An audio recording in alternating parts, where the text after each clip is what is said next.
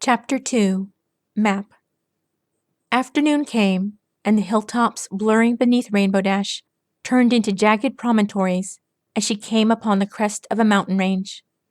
The sun was well overhead, approaching its peak climb over the globe of the sky. Rainbow Dash realized she was still squinting, so she raised a hoof up to her goggles and turned a dial.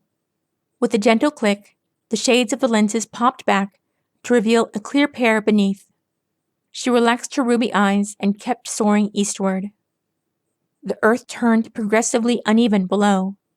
When the mountains began, the topography shattered into a craggy affair, with several stretches of alabaster rock shredding the green vegetation into thin emerald scraps. The air above these sharp formations grew misty, coalescing into thick clouds that gathered into a gray miasma above the sharply rising landscape. With experienced caution, Rainbow Dash elevated her ascent several dozens of meters above the visible stone. She was adamant about making a speedy pass over the mountains, but she wasn't about to stupidly plunge into any hidden rock faces beyond the clouds. The mist in the air grew denser. Rays of sunlight danced around Rainbow Dash in swathing beams. In mid-glide, she reached a hoof out and played with the many yellow bands. Her mind wandered, and for the briefest of moments, she thought she heard laughter. Her eyes blinked beneath her goggles, and the sensation left her, trailing on the fringes of a deep sigh. There was a sudden gust of wind. If she was any other Pegasus, she would have been tossed wildly into the ether, but Rainbow Dash swiftly countered for the gale attacking her wings. She leveled out and hovered up, getting a good view of the landscape beneath her as the misty clouds parted. She spotted a sudden dip in the mountains. A deep ravine had formed suddenly, and a heavy current of cold wind was billowing down to fill the canyon.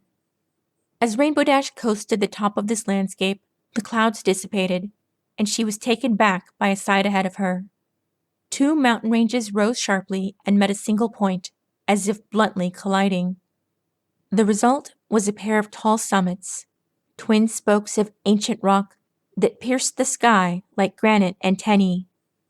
Rainbow Dash hovered in place, staring for a prolonged period of time at the image. She couldn't help but feel as if the twin peaks looked familiar. Bothered by her lapse in memory, she spun cyclonically through the mountainous currents until she found a dry plateau of pale rock to perch on. A sharp rise in craggy stone behind her canceled out the wind, giving her a peaceful spot to touch down and reach back for her saddlebag. She slowly removed the contents of her pack: a canteen of water, 2 loaves of crumbling bread, a first aid kit, a metal hatchet, a compass, a container of flint and steel, 3 blankets, and finally, a green-bound book. This last item she purposefully avoided looking at as a loathsome shudder ran through her body. Gently, she slid the book out of sight and reached into the saddlebag one last time. She produced a paper scroll with a lunar seal. Unrolling the scrap, she stretched out a rich, detailed map labeled Known Realms. In the center of the amber parchment was a landscape etched in black ink. Rainbow Dash's eyes stared at the mountainous summit of Canterlot Mountain, then traveled to the right past Everfree, then past a broad stretch of dotted paper titled Undermarshes. She traced her hoof even further across the paper, past Dream Valley, past Sea of Songs, past the Diamond Flats, and finally settling on Blue Plains. Just east of this spot was an unnamed mountain range, but one thing stood out. It was a pair of mountains that rose like sharp spokes into the sky. Rainbow Dash looked up.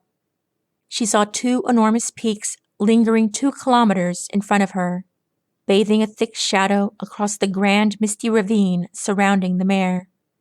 She looked back down. The twin peaks dotted a part of the map that was no less than 5 centimeters from the right edge of the paper.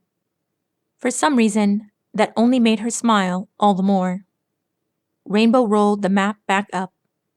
She put away her belongings, lingering slightly with the green-bound book, and clasped the saddlebag shut with its crescent moon buttons. Hoisting her goggles back over her eyes, she stood against the wind, gave the mountains a silent snarl, and threw herself off the cliff face so that she soared between the two peaks as if they were polished goalposts.